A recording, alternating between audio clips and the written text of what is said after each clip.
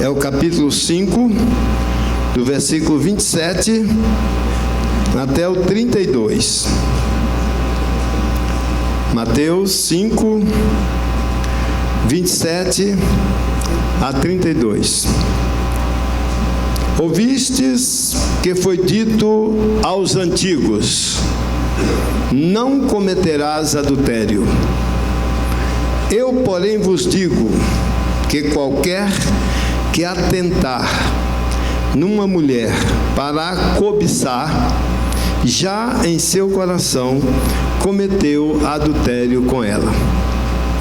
Portanto, se o teu olho direito te escandalizar, arranca-o e atira-o para longe de ti, pois te é melhor que se perca um dos teus membros do que seja todo o teu corpo lançado no inferno.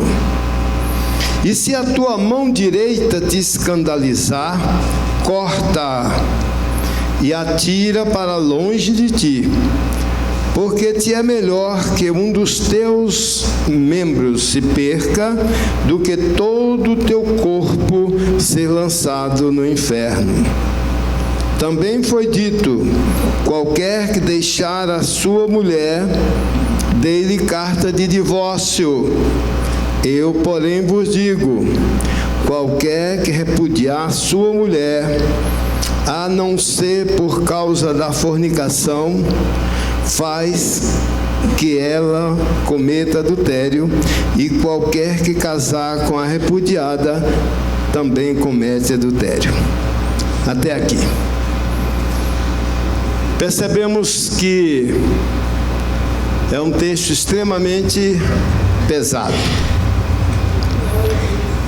Há certas coisas que nós precisamos entender, que é a palavra de Deus e que tem sua utilidade na nossa vida, na nossa fé, na nossa formação espiritual. Esse texto é um desses textos que a gente precisa considerar. Por mais que pareça, por questões óbvias do nosso convívio, do nosso meio, da evolução que vivemos, por mais que pareça que esse texto não tem função atualmente, por causa de algumas mudanças das leis que nos regem, como nós veremos, por mais que tudo isso pareça, mas nós não podemos esquecer de jeito nenhum. Esta é a palavra do Senhor. Esta é a Bíblia que nós cremos. Esta é a palavra de Deus, inspirada de capa a capa, e é a palavra de Deus. E a gente precisa ler, receber, amar, guardar e se esforçar ao máximo para estar em consonância com esta palavra. Essa introdução do versículo 27, ouviste o que foi dito, eu, porém, vos digo, essa colocação já é bem familiar no texto de Mateus até aqui. Já ouvimos várias citações de Jesus falando aos antigos foi dito isso, eu, porém, vos digo.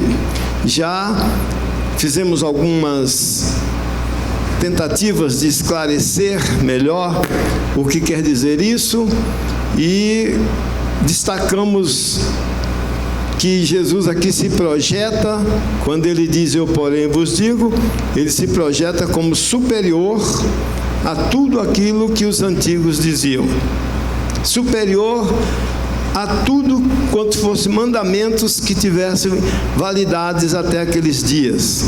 Por isso que ele diz, eu, porém, vos digo. Já entendemos bastante sobre isso. E agora nós estamos diante de uma palavra de orientação para relacionamento social, convívio social. E esse convívio social passando pelo convívio familiar. E quando tropeçamos no convívio familiar, com certeza complicamos muito nossa influência no convívio da sociedade, no convívio social.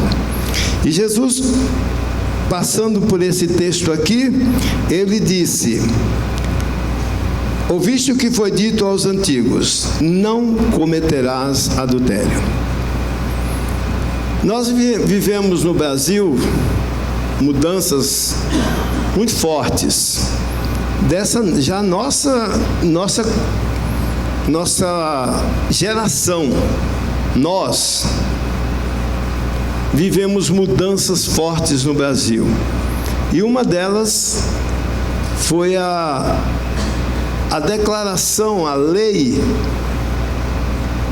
criada, homologada, promulgada e válida, que adultério não é crime.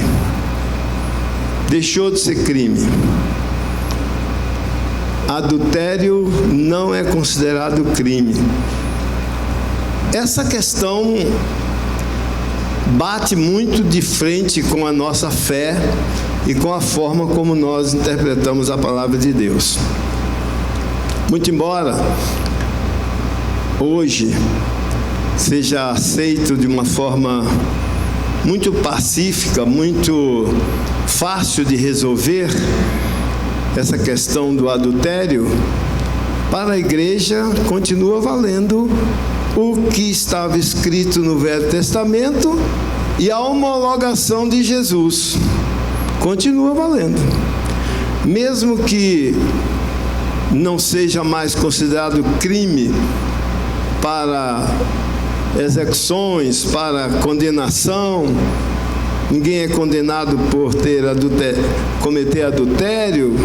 Talvez tenha aí algumas contravenções, algumas como comportamento não recomendado, algum ferimento à ética conjugal, mas não é crime.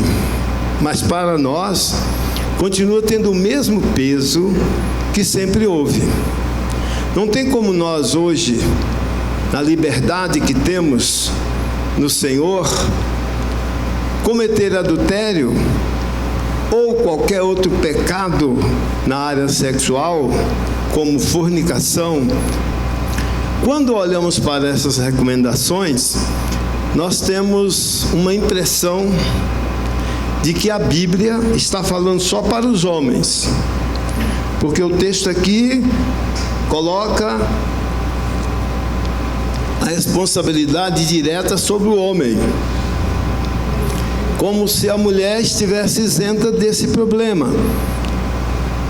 Mas nós entendemos o porquê disso, a igreja não estranha isso, a igreja sabe o porquê disso. Há muito tempo que o Senhor Jesus Cristo libertou a imagem da mulher e restaurou a imagem da mulher. Foi Jesus que fez isso.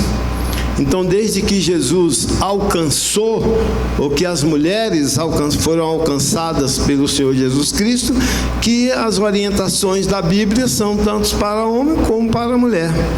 O Senhor considera o homem um ser competente, como também considera a mulher um ser competente. O Senhor considera o homem como sua imagem, como também considera a mulher como sua imagem. Então essas verdades nós já temos como base, então nós não temos nenhuma dúvida nesse comportamento até aqui. Então o que precisamos entender é que o que o Senhor diz aqui para o homem, está dizendo também para a mulher. É nesse ângulo que a gente tem que caminhar para não ter dúvida. Na parte que nós vimos até aqui, quando Jesus disse: o que foi dito aos antigos, eu porém vos digo, nós chegamos à conclusão, nas terças-feiras que falamos sobre esse assunto, que quando Jesus disse eu porém vos digo, ele agravou mais, ele tornou mais rigorosa a orientação com referência ao assunto, sempre que ele disse, foi dito aos antigos isso, eu porém vos digo, depois que ele disse, eu porém vos digo, a proposta dele foi mais forte do que a que estava escrito para os antigos. Nesse caso aqui, segue a mesma linha, não mudou. Olha o que ele disse, eu porém vos digo, qualquer que atentar numa mulher para cobiçar, já em seu coração cometeu adultério com ela. Então veja que ele deixou bem claro que as coisas não estavam sendo liberadas, não estavam sendo facilitadas, que o caminho do céu não estava saindo de caminho estreito e porta apertada para um caminho patrolado e enlarguecido. Não, ele não mudou nada, ele continuou o mesmo Espírito, a mesma lei, só que a grande diferença é que agora Ele está conosco e a sua graça nos capacita. O amor dele está derramado em nossos corações de uma forma recuperadora, de uma forma salvadora, de uma forma paternal amorosa. É isso que faz a grande diferença. Enquanto que na lei aquele que pecar morrerá, na graça nós temos a restauração, o perdão de Cristo, quando buscamos de coração arrependido. Isso é possível, não é? Em todos esses momentos, mesmo quando Jesus torna mais rigorosas as recomendações. Antes de entrar em algumas observações, eu gostaria de me prender um pouco ao versículo 29. Se o teu olho direito te escandalizar, arranca-o e o atira para longe de ti, pois é melhor que se perca um dos teus membros do que seja todo o teu corpo lançado no inferno. Se a tua mão direita te escandalizar, corta-a e atira para longe de ti, porque é melhor que um dos teus membros se percam, do que seja todo o teu corpo lançado no inferno. Essa é a observação que eu quero fazer antes de entrar nas reflexões que eu tenho anotado aqui.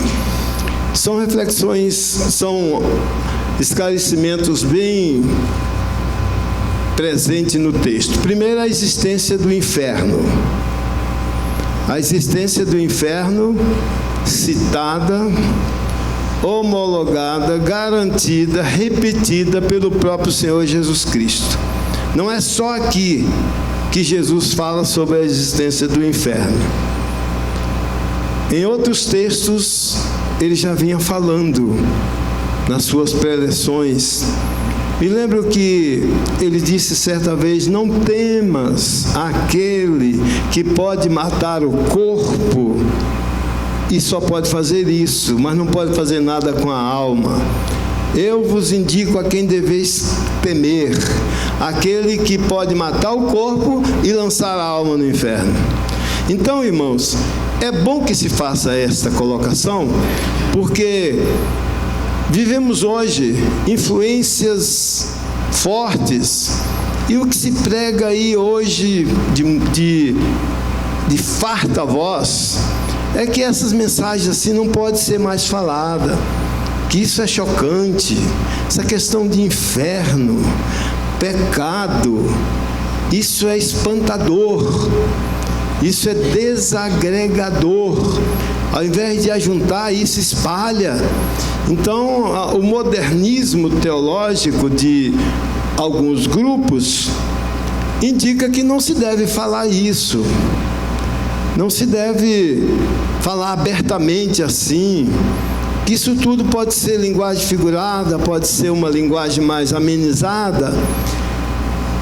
E, por causa dessas mensagens, nós, os crentes da Assembleia de Deus, aqueles mais antigos ainda, parece que vão perdendo um pouco de de choque com isso e talvez até não se preocupe muito com isso, porque é impossível de acontecer.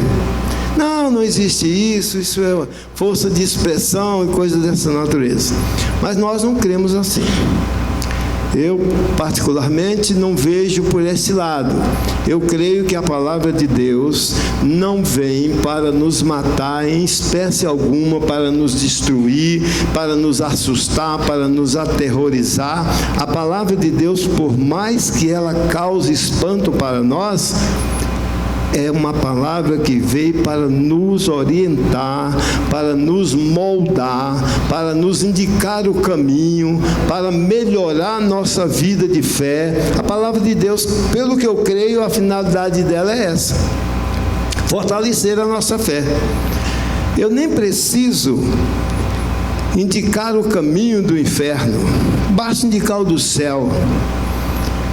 Para quem entende, se o caminho do céu é para cima, o do inferno é para baixo.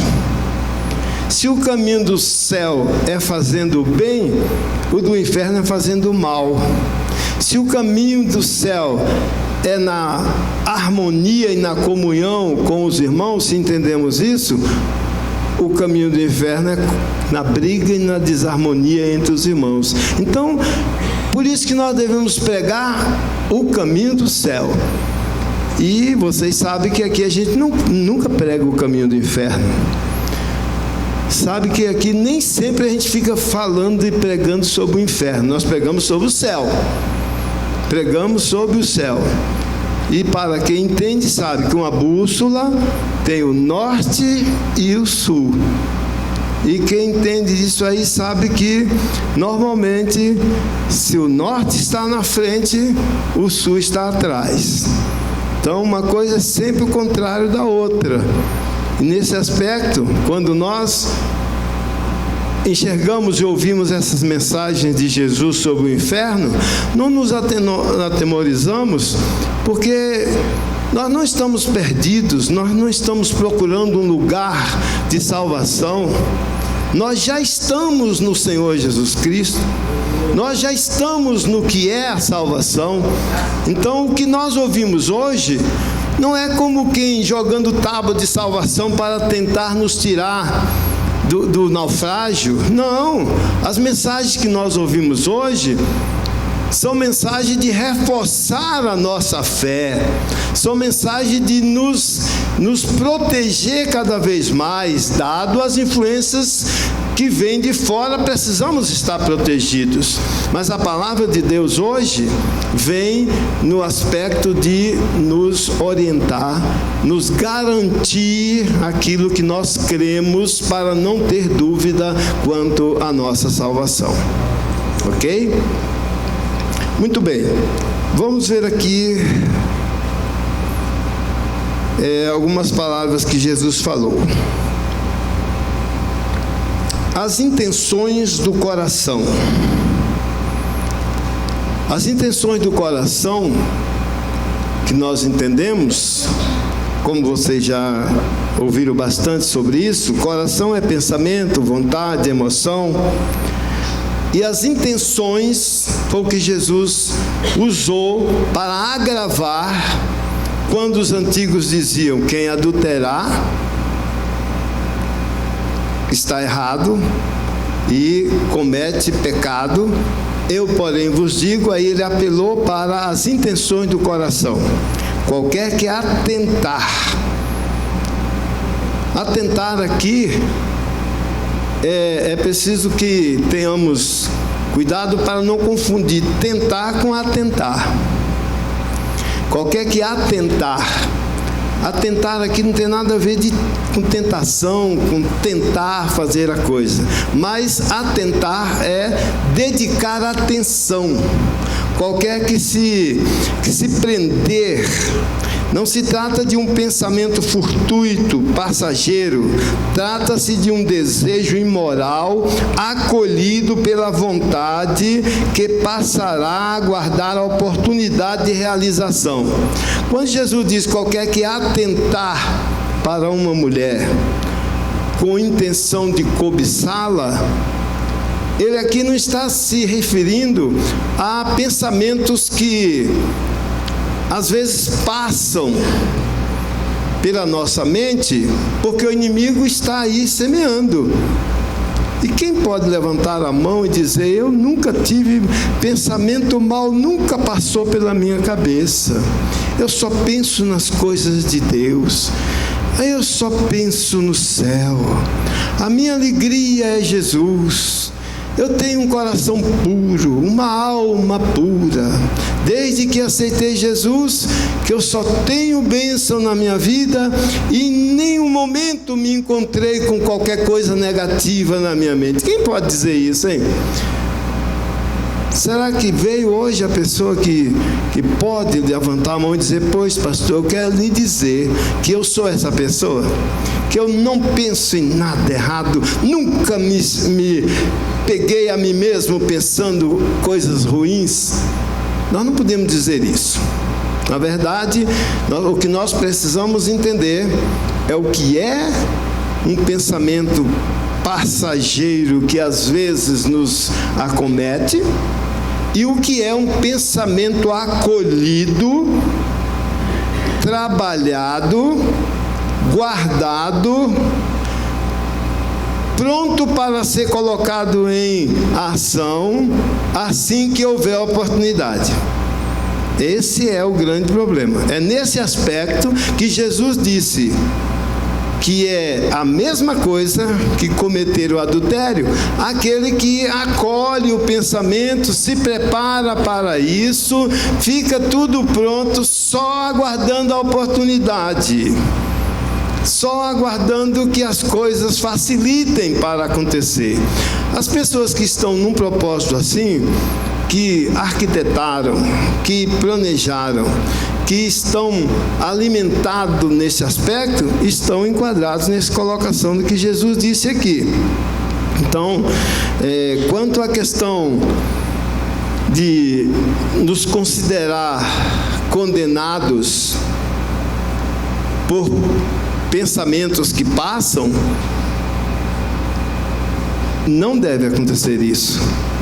Isso não deve impedir a nossa comunhão. Isso deve ser rejeitado pela nossa própria natureza cristã e deve ser um pensamento que passou, que não houve acolhida e, portanto, não nos causa nenhum prejuízo à nossa comunhão. Não devemos, por isso, ficar temerosos, deixar de orar, ficar triste, se sentindo a pior das pessoas, porque não consegue se ver livre ou não consegue impedir que esses pensamentos fortuitos lhe acometam. Não pode pensar assim. Agora, se porventura você tem contato com essa questão de pensamentos maus e alimenta esses pensamentos, acolhe esses pensamentos, só não pratica porque tem alguma limitação ou porque não houve uma oportunidade ou está aguardando a oportunidade. Isso não é só no aspecto sexual, mas em qualquer área. Se você está nesse nível, como quem diz assim: não consegui, mas estou na expectativa que vou conseguir. Se você está nesse nível, a palavra de Deus hoje tem uma ação resgatadora na sua vida. A palavra de Deus quer trabalhar isso na sua vida para que você mude de posição e não dê lugar a esses pensamentos, porque isso pode trazer problemas espirituais. Isso sim traz um isolamento, porque não é eu que estou dizendo, mas o que a palavra de Deus diz? O próprio profeta Isaías: os vossos pecados fazem o quê? Separação entre mim e vós. Então, nesses aspectos, quando a mente é alimentada com pensamentos ruins, quando a mente se torna o lugar acolhedor de toda sorte de pensamentos, aí sim a pessoa fica realmente com a vida fria, uma vida desanimada, sem interesse pelas coisas de Deus, por uma questão muito lógica, porque não importa de que nossa mente está cheia, nosso coração está cheio, a verdade é que se ele já está cheio, não tem mais do que Deus entrar, não tem como encher da graça de Deus, não tem como encher-se do Espírito. Por isso que Paulo, escrevendo aos Efésios, ele disse: não vos embriagueis com vinho,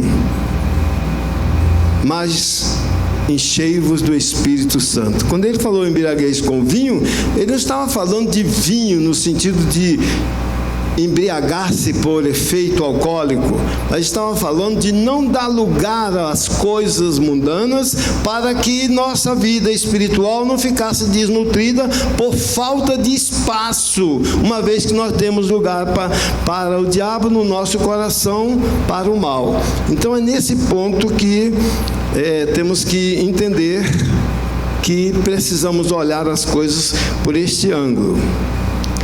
É dever do ser humano dominar sobre a vontade própria, olho, mão, pensamento.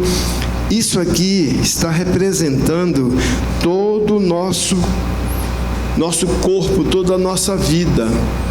E é forte a questão de como o texto fala para nós retirar os olhos daquilo que não edifica, retirar as mãos de praticar coisas que não são da vontade de Deus. E o texto diz assim: se a tua mão te fizer pecar, corta, lança fora. Se o teu olho te fizer pecar, arranca-o, tira de ti e joga fora. Aí você diz: mas qual a explicação para isso, hein? Eu sei que todos vocês sabem que aqui não se trata de um pé da letra, de cortar a mão, de arrancar o olho, não se trata de nada disso, porque tem tantas pessoas que não roubam com a mão porque é cortada, mas se deixar rouba com o pé, rouba com a boca. Não, quando o coração está ocupado pelo mal, se arruma jeito para tudo. E é claro que ele não está falando aqui de nada físico.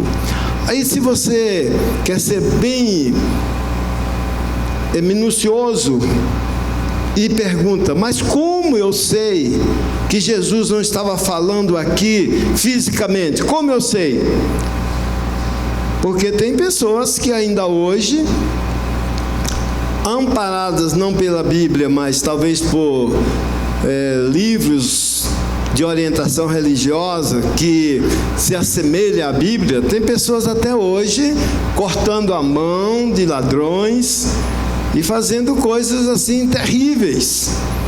Mas o que Jesus está falando aqui é que eu devo tirar a contemplação, que eu devo evitar a prática das coisas que não agradam a Deus, porque tudo de erro que você vê que acontece aí, quando você vai descer as raízes dessa prática, os olhares estão no meio, as mãos estão no meio.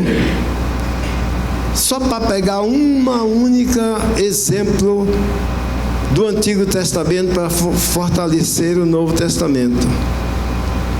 O Acã cometeu um grande erro, um grande pecado. Existia uma instituição de Deus para Josué. Ao destruires a cidade de Jericó, ninguém apanha nada dos bens daquela cidade, todos os despojos de guerra, deixa lá, não é para pegar nada. Mas o Acã disse: eu vi uma cunha babilônica, vi uma quantidade de moedas de prata e vi uma capa babilônica e uma cunha de ouro, melhor dizendo. Vi uma cunha de ouro, uma capa babilônica e uma boa quantidade de prata. Quando vi, tomei, desejei, tomei, escondi no centro da minha tenda. Então aquilo trouxe um problema gravíssimo para Israel.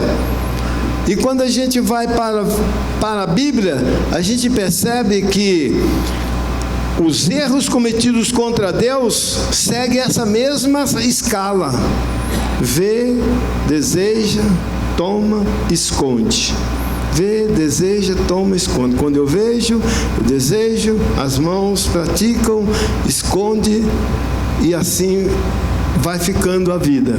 Por isso que o texto pega esses exemplos e diz que nós não devemos de maneira nenhuma perder o domínio sobre essa influência da nossa vida. Temos que dominar sobre os nossos olhos, dominar sobre a nossa língua, dominar sobre as nossas mãos.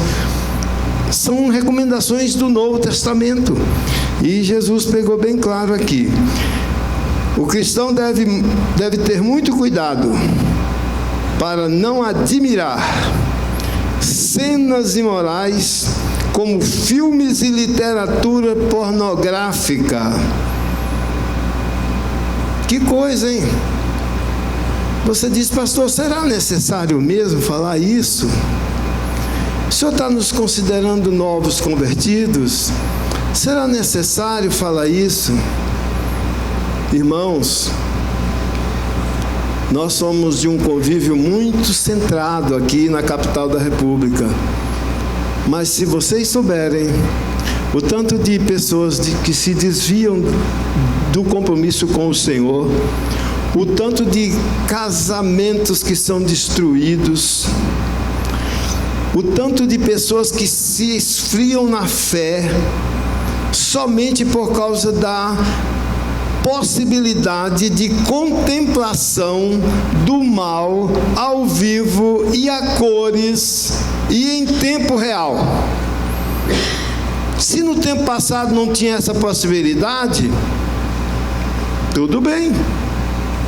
Mas hoje, a nossa realidade precisa ser tão bem explicada, porque por mais que sejamos esclarecidos, mas estamos sendo vitimados por esse problema.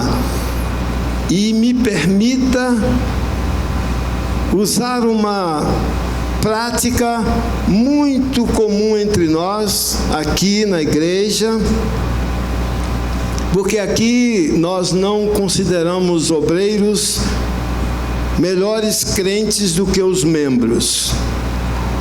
Aqui nós não consideramos que nós somos executores da justiça de Deus para um povo que precisa ser corrigido. Nós não consideramos as coisas aqui na igreja assim. Pelo menos nesses 30 e tantos anos que estamos juntos, nunca pensamos assim. E os que me antecederam aqui também não pensavam assim. Nós cremos que a mensagem que nós pregamos para a igreja e também para nós, obreiros. Nós cremos assim. Não é isso que nós cremos? A Bíblia é a mesma. Então, quando eu digo para você que, infelizmente, obreiros têm sido vítimas dessa questão, obreiros, não só aqui, graças a Deus nós não temos muita incidência desses casos, mas não podemos dizer que não existe isso entre nós, porque tivemos problemas com obreiros aqui, já mesmo antes da fortaleza da internet, que permite as coisas serem vistas em tempo real. Nós tivemos problemas aqui seríssimos, irmãos, seríssimos. E sabe com quem? Pessoas que estão na frente da obra, pessoas que estão colocadas como quem devia estar pronto para ajudar. Tivemos uma época aqui, há muitos anos atrás, não existia internet ainda, mas o tal eu nem sei como é que se chamava aquilo, mensagem por telefone, sei que às vezes a fita ficava enorme. telemensagens, coisas que as pessoas ficavam pelo telefone, sabe? Ficava quase que a noite toda conversando, e isso tinha um nome. Como? Diz que amizade era um desses casos, verdade. Por que eu estou querendo lembrar disso? Porque aquele obreiro que estava aqui, que era o responsável, a esposa dele me procurou e disse: pastor, nosso casamento está quase destruindo. Fulano fica o tempo todo no telefone, não entra na internet, irmão. Você vê que a situação era tão forte que essa pessoa não dispunha dessa tentação clara que é a internet para o pecado sexual, mas só pelo telefone. E um dia ela chegou no gabinete com uma tira de conta dava mais de meio metro, e mostrando aqui, pastor, olha ele aqui, ó, falando, olha o que ele estava falando, olha a hora que ele estava falando, olha tudo. Então imagine hoje, falar nessa questão por ouvir, por questão telefônica, parece uma coisa ultrapassada, depois que chegou esse negócio aqui, e depois que chegou aquele outro banda larga, e depois que chegou um outro aí, 4G, e o 5G está chegando, rapaz, as coisas se tornaram tão amplas que só o crente que tem o domínio que a palavra de Deus está lhe dando será vitorioso. Só. Porque caso contrário, cai sem perceber, e quando pensar que não, já morreu e está em pé, mas já morreu há tempo. Está verdadeiro morto andando, espiritualmente já foi. Então essas recomendações que Jesus estava deixando bem forte. Alguém pode me ajudar com 3 leituras bíblicas, por favor, para fortalecer mais essa questão? 2 Timóteo capítulo 2, 22, Tito 2, 11 e 12, 2 Timóteo 2, 22, Tito 2, 11 e 12, Tiago 1, 14 e 15.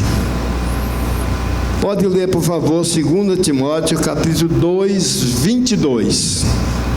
Foge outro, sim, das paixões da mocidade. Segue a justiça, a fé e o amor e a paz. Vamos ter de coração puro e coração. Olha o que Paulo está dizendo para Timóteo.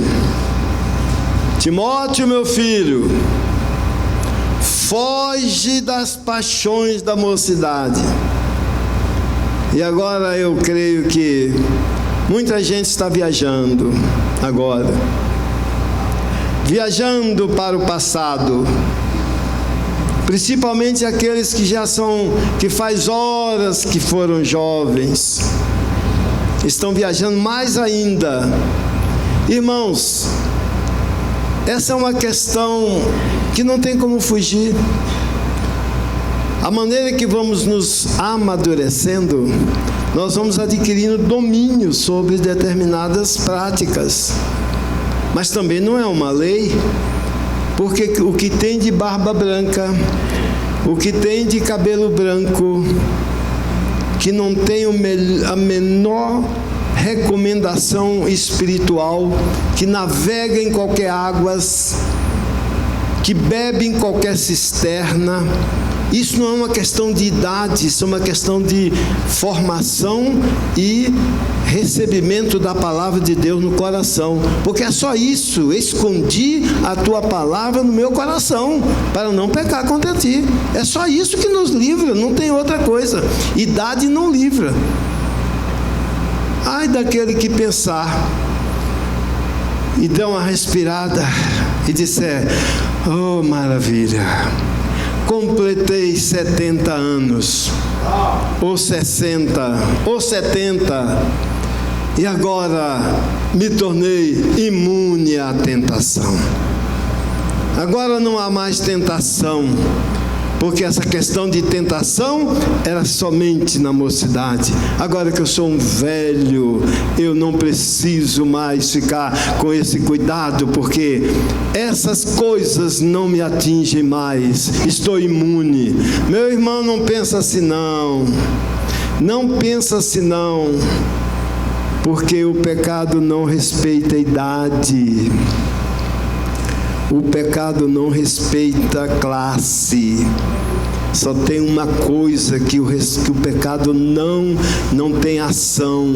É quando você está com o temor de Deus vivo no seu coração, pela palavra, pelo cuidado, pela vigilância. Isso é uma coisa necessária para todos nós. E isso faz parte. Tito 2, 11 e 12, por favor. Quem pode ler?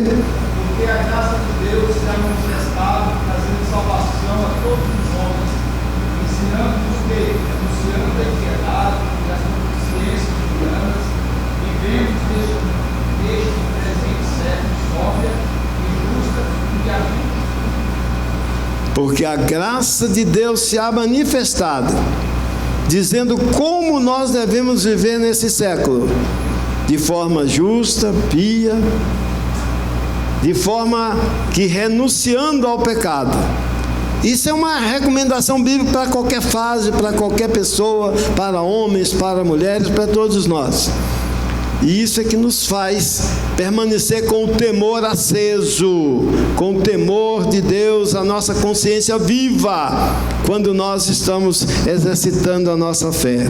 Tiago 1, 14 e 15. Pode ler, por favor? Mas cada um é tentado, quando atraído e enganado pela sua própria concupiscência. Depois, havendo a concupiscência concebido, dá à luz o pecado. E o pecado, sendo consumado, gera a morte. Essa é a sequência. Esta é a sequência. E quem quer ser vitorioso tem que impedir essa coisa logo no início dessa sequência. Porque se você deixar a se influenciar, quando quiser voltar, provavelmente não tenha condição. Ou então pagará um preço muito alto, um envolvimento muito difícil. Nós temos muitos exemplos. Vivemos numa época, nesses últimos anos para cá, não sei bem precisar quantos anos, mas coisas de uns 4 ou 5 anos para cá, que dá para a gente tomar como ilustração o envolvimento das nossas autoridades, pessoas que deviam representar, pessoas que eram tidas como excelências, pessoas que tinham tudo para servir de exemplo. E de um certo tempo para cá, nós temos visto quantas pessoas foram naufragadas por questões de pequenos envolvimentos, que foram se tornando grande envolvimento, que foi se envolvendo em matérias as mais variadas possíveis, não só no sentido conjugal, no sentido sexual, mas em todos os sentidos. E hoje nós vimos aí pessoas que estão com tantos processos, com tantos problemas, com a vida tão complicada, por causa de falta de cuidados iniciais, cuidados pequenos, que poderia livrar de uma situação tão complicada como muitos estão hoje. Então isso é uma realidade, precisamos estar atentos. Continuando o texto que nós lemos em Mateus. O que disse Jesus sobre o divórcio? O que Jesus falou sobre o divórcio? Essa é uma questão muito atualíssima, muito atualizada. é de interesse de todo mundo. O que Jesus disse sobre o divórcio, hein? Primeiro vamos ver algumas questões bíblicas do Velho Testamento para entender por que Jesus disse, né? Uma das coisas que Jesus disse sobre o divórcio, ele disse que o divórcio foi concedido por Moisés por causa da dureza do coração dos homens. Essa é uma declaração que Jesus fez. Em Deuteronômio, no capítulo 24, verso 1, está essa colocação aqui, que Jesus se referiu. Deuteronômio, capítulo 24, verso 1, diz: quando um homem tomar uma mulher e se casar com ela, então será que, se não achar graça em seus olhos, por nela encontrar alguma coisa feia, em algumas versões, em outras versões, coisa indecente, em outras versões, coisa supérflua. Então, várias versões diz isso. Aqui nessa diz assim: por encontrar nela alguma coisa indecente, far-lhe-á uma carta de repúdio e lhe dará na sua mão, e despedirá da sua casa. O que Moisés estabeleceu foi isso: quando um homem tomasse uma mulher como esposa no ato de casamento e por algum motivo não achasse graça, não se engraçasse por ela, e para que o casamento ou o convívio não se tornasse uma coisa desagradável, uma coisa forçada, uma vez que não houve um entrosamento por algo de interesse mútuo, então que podia dar carta de divórcio. Foi a esse ponto aqui que os apóstolos falaram com Jesus. E como que Moisés mandou dar carta? Porque quando você encontra os discípulos perguntando para Jesus, olha só o que ele disse aqui, quer ver?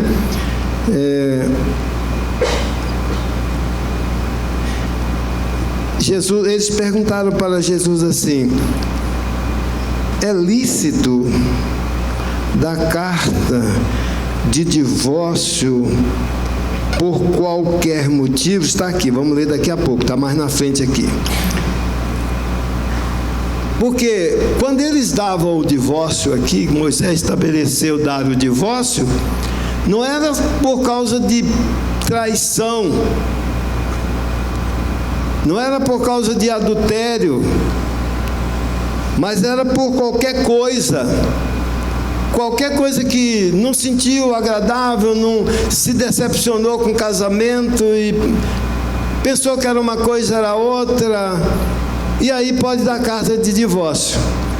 Aí Jesus disse assim: Moisés fez isso por causa da dureza do vosso coração. Agora, o que nós não podemos entender é que esse texto se refere a erros por parte da mulher, que dava razão ao marido divorciar por causa de erros na área conjugal. Não era isso.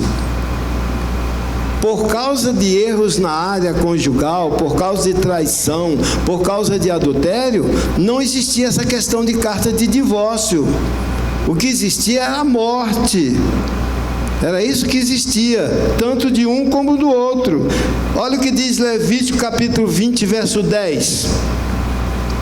Também o homem que adulterar com a mulher do outro, havendo adulterado com a mulher do seu próximo, certamente morrerá, o adúltero e a adúltera. Viu que quando Jesus falou que Moisés mandou dar carta de divórcio por causa da dureza do coração do homem, não era por causa do erro no sentido conjugal, por causa de adultério. Por causa de adultério é morte. E é por isso que às vezes nós encontramos algumas declarações bíblicas, quando lemos na Bíblia, diz assim: se alguém pecar, cometer pecado que não seja para a morte, orará e ser-lhe-á perdoado.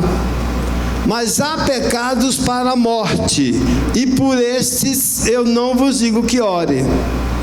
Por quê? Porque existia pecados que faziam parte de uma relação já com sentença pré-determinada. Pecados de adultério, traição, pecados contra a união conjugal, era morte já determinada. Se você vai para quando você vai para o esposo de Maria, José, por que ele se omitiu e segurou e assentou no coração de sair secretamente e não denunciar Maria quando ele chegou para casar depois de 6 meses de noivado? Chegou para casar e percebeu que Maria não estava com aquela pureza toda, aos olhos dele, claro. Ele achou que Maria tivesse traído, e ele assentou no seu coração, calado, voltar, mas não quis denunciá-la, porque ele sabia que se ele a denunciasse, ela seria apedrejada, porque era essa a orientação da época. E aí então ele saiu secretamente. Então nós percebemos que quando no pecado conjugal era a morte. E o erro que os fariseus cometeram quando trouxeram a mulher para Jesus, julgá-la porque havia sido pega em adultério, Jesus não deu a devida atenção para condenar a mulher. Por quê? Porque eles trouxeram só a mulher, não trouxeram o homem com quem ela estava adulterando. Então não foi assim que Moisés mandou. Mas aqueles puritanos que queriam sacrificar a mulher a qualquer custo, disseram: essa mulher foi pega no ato adulterando, e pela lei de Moisés ela deve ser apedrejada. E Jesus não deu atenção para isso, não que ele estivesse homologando o erro, mas porque eles não cumpriram diretamente como estava na lei, e porque Jesus estava trazendo uma nova mensagem para o coração daqueles puritanos, entre aspas, que são executadores da justiça nos outros, mas neles não. Tanto é que Jesus disse: aquele que não tiver pecado, atire a primeira pedra. E eles começaram a sair dos mais velhos para os mais novos. Por que dos mais velhos para os mais novos? Porque se a proposta era não ter pecado para tirar a pedra, quanto mais velho, mais pecador. Então, por isso eles começaram a sair por esse caminho aí, né?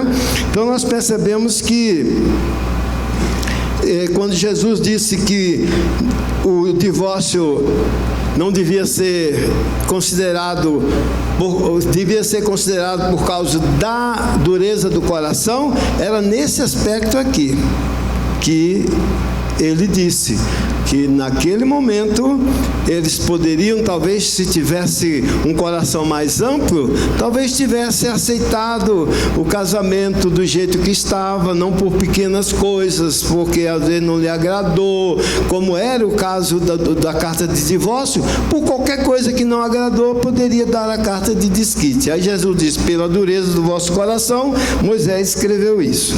Mas aí Jesus falou mais taxativamente sobre o divórcio. Jesus não estabeleceu o divórcio como mandamento, mas admitiu com restrições. Jesus não estabeleceu o divórcio como que você pudesse fazer, como que ele mandou você fazer. Mas ele admitiu a possibilidade do divórcio com as restrições que ele colocou. E é sobre essa colocação que eu quero gastar o restante do tempo que nós temos. Porque seria muito fácil dizer, irmãos, divórcio é pecado. E pronto. Todos nós sabemos que o divórcio causa um transtorno tremendo.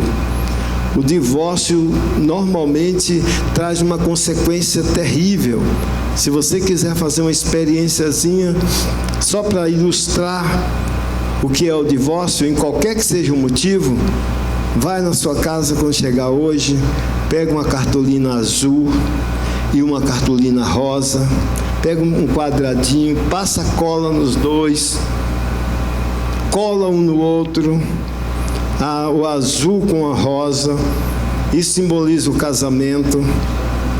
Deixa para amanhã, vai dormir. Quando for amanhã de manhã, você pega esse quadradinho de cartolina rosa e azul que você colou e tenta separar um do outro, mas separar sem deixar parte de um no outro. Você vai ver que dificuldade você vai ter. Depois que essa cola secou, você pode até separar um do outro, mas vai ficar parte do azul no rosa e parte do rosa no azul. Isso é mais ou menos uma ilustração do que é o divórcio.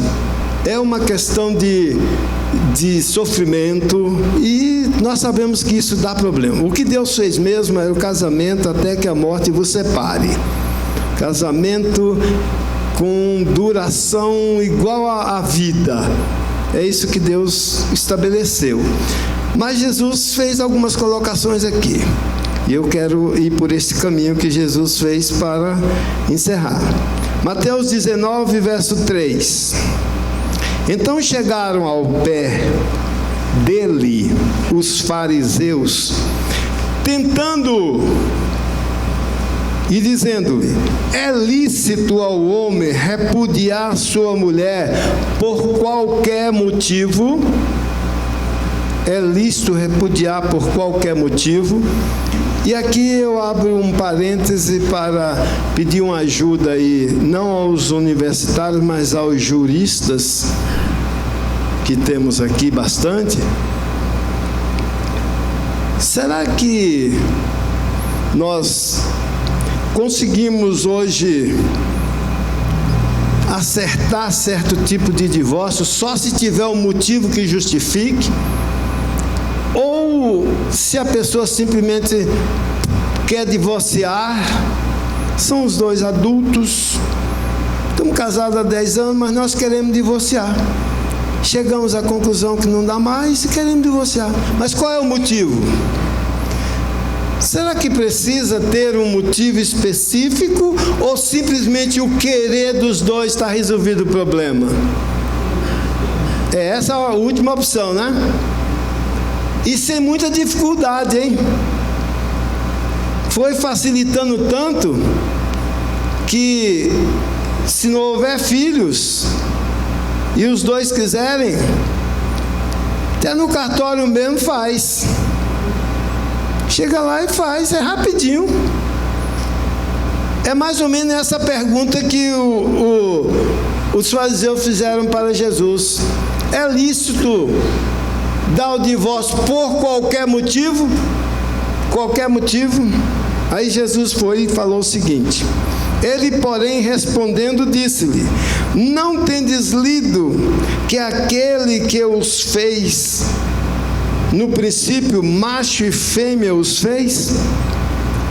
E disse: portanto, deixará o homem seu pai e sua mãe, e se unirá à sua mulher, e serão os dois uma só carne? Assim não são mais dois, mas uma só carne. Portanto, o que Deus ajuntou, não o separe o homem. Outra paradinha obrigatória aqui, porque precisamos falar sobre essa questão. Existem muitas pessoas que fazem um código de ética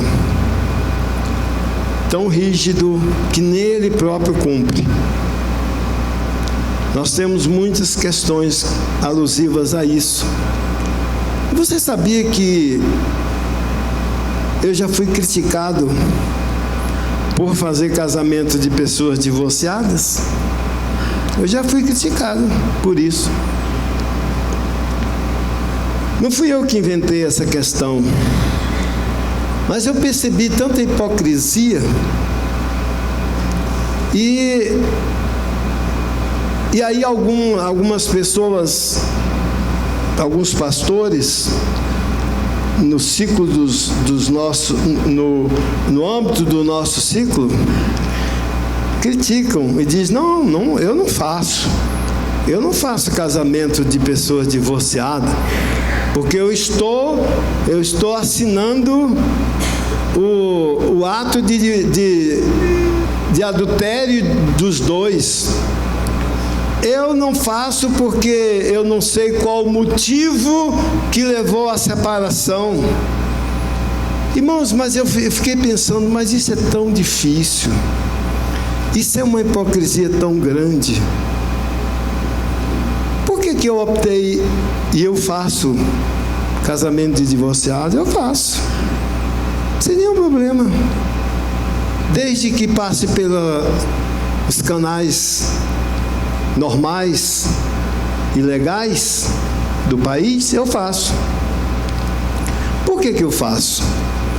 Porque observe bem, quando você recebe duas pessoas na igreja, um casal, e aquele casal se apresenta como marido e mulher, são casados, Maria e João são casados. O que você não os conhece? Como você crê que eles são casados? Se você tiver qualquer dúvida, tem alguma forma que você usa para confirmar que eles são casados? Tem como confirmar? Vamos criar um caso. João e Maria chegaram aqui e eu pergunto, são casados? Sim. Somos marido e mulher, somos casados há 10 anos. Tem como provar isso? Eu não conheço eles, tem como provar? Como que a gente prova que Maria é casada com João? O que é? Certidão de casamento. Certidão de casamento. Quem emite a certidão de casamento?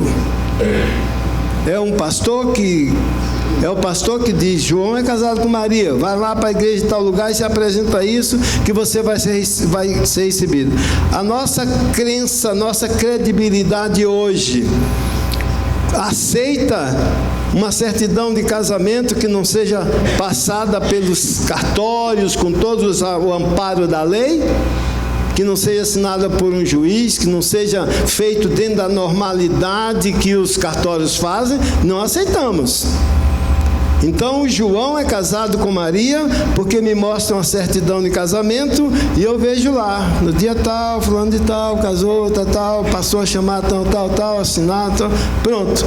Esse documento tem fé pública, eu aceito fulano casado com Maria. João casado com Maria, porque tem uma certidão de casamento. A igreja não me condena se eu fizer isso, se eu aceitar, todo mundo vai ficar tranquilo. Não, o pastor recebeu como casal porque é casado, tem certidão de casamento, tá certo. Aí daí a pouco chega uma certidão de casamento escrito no verso: João não é mais casado com Maria.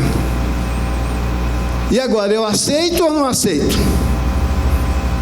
Juiz assinou, o mesmo cartório que faz o casamento é o que desmancha. É o mesmo, eles talvez não desmanchem, mas eles homologam, né? Vamos dizer assim, é melhor dizer isso do que colocar a culpa nos cartórios. O cartório não desmancha casamento de ninguém.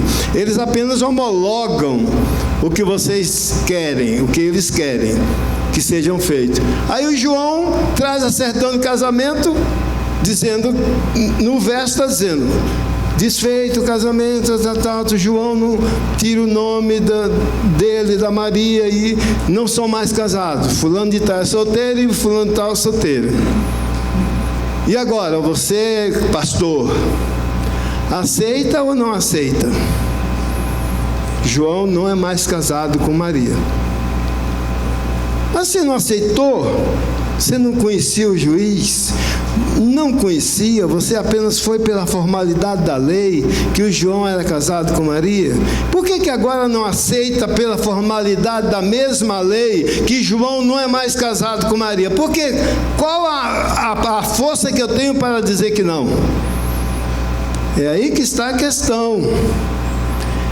É aí que está a reflexão que precisa ser feita. E é por isso que eu faço casamento. Então, se o João, que era casado com Maria, não é mais casado com Maria, agora o João quer casar com a Joana, tudo bem, vá ao cartório, traga uma certidão de habilitação para casamento de João com Joana, e eu vou fazer o casamento. Não vejo erro nenhum, questão de ética. Agora, eu tenho condição de fazer uma pesquisa, de besbilhotar a vida dos dois para saber por qual motivo que eles foram separados. Olha o que diz o texto.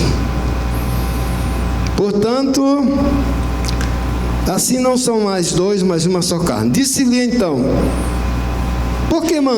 disse-lhe, então por que mandou Moisés dar-lhe carta e repudiá-la? Disse-lhe ele, Moisés, por causa da dureza do vosso coração, vos permitiu repudiar vossa mulher, mas no princípio não era assim. Eu, porém, vos digo, olha o eu, porém, vos digo de novo. Eu, porém, vos digo, qualquer que repudiar sua mulher, não sendo por causa da fornicação, nessa palavra fornicação aqui, existem outras colocações, como adultério, como pecados de nível consensual e coisas assim dessa natureza. E casar com outra comete adultério. E o que casar com a repudiada também comete adultério. Então o que ocorre aqui? Quem sabe se o seu motivo de casamento te dará direito, de divórcio, te dará direito a um novo casamento? Só duas pessoas sabem. Você e Deus. Só você e Deus sabe. Eu vou casar de novo porque eu sou viúvo. Muito bem, é viúvo, vai casar de novo. Tá certo, está amparado pela lei. Mas quem mandou matar a mulher? Porventura não foi você mesmo que mandou matá-la para poder se encaixar na possibilidade de casar tranquilamente com outra porque é viúvo? Aí que está o problema.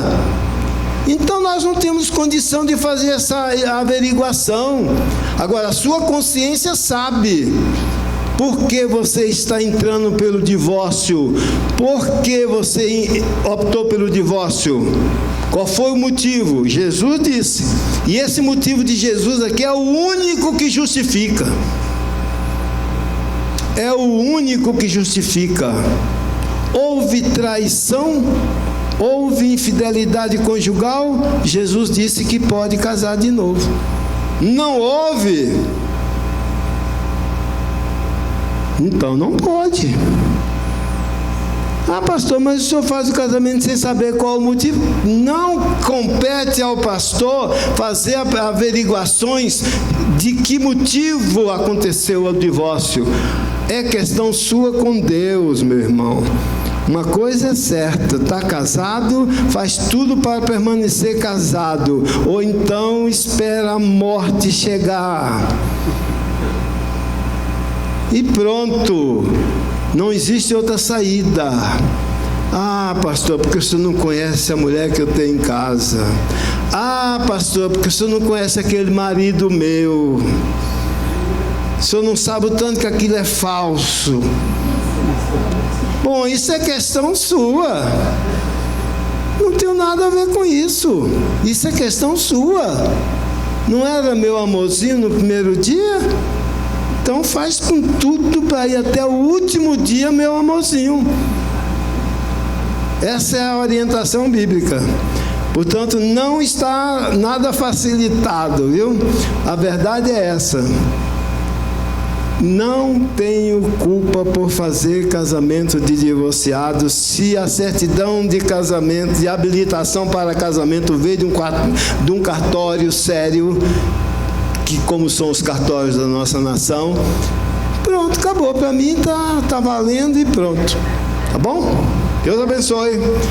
Vocês não sabem o tanto que eu fiquei temeroso para falar essas coisas hoje. Só Deus sabe o tanto que às vezes a gente faz algumas propostas e eu mesmo me pergunto, para que eu fui fazer isso, hein? Palavras de Jesus em Mateus. Por que eu não olhei antes tudo que Jesus falou em Mateus para depois eu lançar esse tema?